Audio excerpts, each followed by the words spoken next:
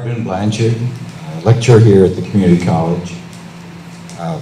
We're talking about evaluating lecturers. They have evaluated me in the past, and for a while now we haven't had too much pressure. But my comment is that the word has come from administration as that it would be good if departments would hire lecturers less than 50%, because this cuts down the cost for the university. As a lecturer who's needed employment, the workload, if you're teaching 5 credits, 6 credits, it's hard to support a family. It's hard to say that the lecturers have the proper incentive to do a good job. It's hard to say that the lecturers who now have experience but are being told we're only going to give you less than half-time work, that they're going to be around to be hired. So the administration is making it very difficult for quality people to be available and to stay. There is a very difficult challenge, and perhaps UPA would like to be involved in this. We know that lecturers don't teach full-time. Why? Because the community college and the university need the option of not giving people full-time because they don't have enough courses. Student enrollment goes down, you need fewer people. So the serious challenge that needs to be faced is, how does the administration, or how do the department chairs equitably provide courses for their lecturer pool? And how do you evaluate lecturers so that a lecturer who has been around for a long time, doing a good job, showed dedication, is given perhaps a preferential treatment in hire? How do you arrange that? And how do you advise in that regard? Okay. Thank you very much. Okay, there is Article 13 of the contract. Anybody who is a temporary hire in any category should go to the contract and read Article 13. That was negotiated, what was it now? Not this last contract, but the contract before.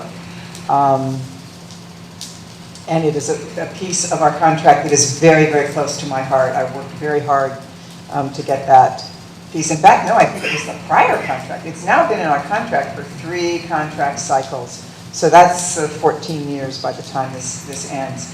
There is a part of that for long-term 1 to 3 year rolling contracts for lecturers.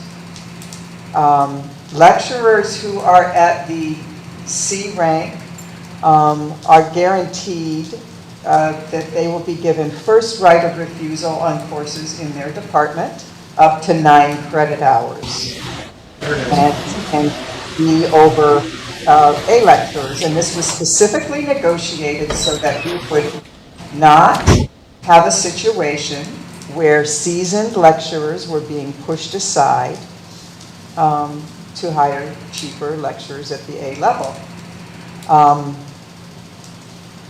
So there's that. And we are going to be coming into negotiations again. And the only reason I want to stay on the negotiating team is for the part-time, temporary lecturer category. I mean, this is a big issue for me. But just to speak to the evaluation issue, that is another, again, if I take Dr. Morton at his word, I'm going to say what he's due. But if I were, he presents the position that the lecturer evaluation policy that's been put in place is to, again, deal with slacker lecturers. I've seen them in my department. They sit out in the hallway where students are watching movies. And they say, well, I've seen this movie 100 times, and they're there every day in the hallway while their students are in a class watching another movie. Hello, how do we get rid of them and allow dedicated teachers? But I also think the bigger issue is we've got to move past temporary hires, and we've got to find a way to get people into solid positions. And I think maybe one thing we can think about doing for the next round of the contract is to gather some testimony that we can bring to bear that says what the negative side is of not paying attention to giving credit where credit is due to our strong lecturers.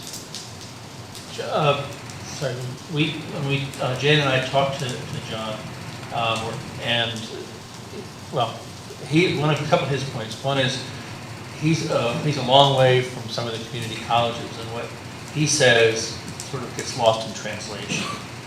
So that said, he also doesn't like the idea of many small lecturer units.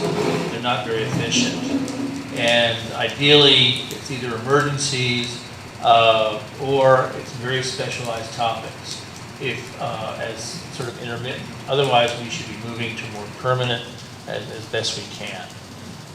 Seeing how that happens will be